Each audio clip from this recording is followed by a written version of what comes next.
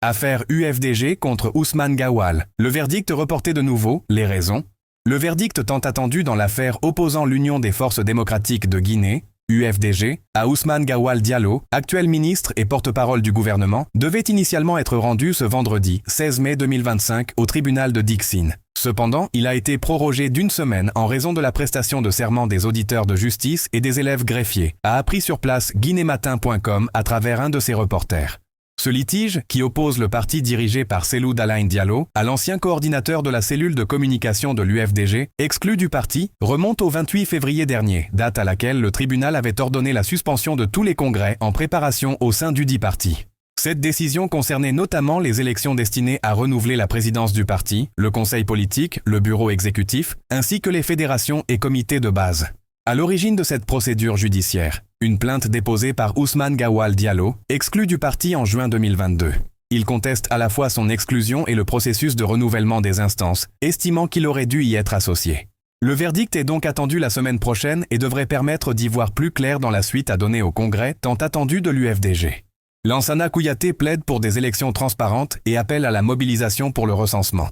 Conakry. De retour en Guinée après un long séjour à l'étranger, l'ancien Premier ministre Lansana Kouyaté s'est exprimé ce vendredi 16 mai 2025 à l'occasion de son enrôlement dans le cadre du recensement en cours. Le leader du Parti de l'Espoir pour le Développement National, PEDN, a lancé un appel solennel à la population guinéenne, l'invitant à participer massivement à cette opération démarrée le 15 avril dernier. Nous voulons des élections transparentes, a-t-il déclaré, soulignant que la réussite du recensement constitue une étape cruciale vers un processus électoral crédible et inclusif. Je lance un message de mobilisation à tout le peuple de Guinée. Parce que se faire recenser est un devoir, certes, mais c'est aussi un droit. Quand on se recense, on observe d'abord tout ce qui va au-delà du recensement. L'affichage des listes, la vérification des listes et la vérification de son nom pour voir s'il n'y a pas d'erreur. Tout le processus est là où le droit s'exprime, jusqu'au vote. Qui a voté quoi? Nous voulons des élections transparentes. Elles doivent l'être. Mais le commencement de cela, c'est le recensement, a-t-il dit. Lansana Kouyaté insiste sur la mobilisation citoyenne pour le succès du processus en cours. Il n'est pas nécessaire de refaire cela 10 fois tous les 2 ans. Comme vous le savez, les normes des Nations Unies concernant le recensement stipulent que cela doit se faire dans le cadre des Nations Unies. Cependant, chaque pays a ses propres règles. Et il est important de noter que la durée ne doit pas dépasser 10 ans.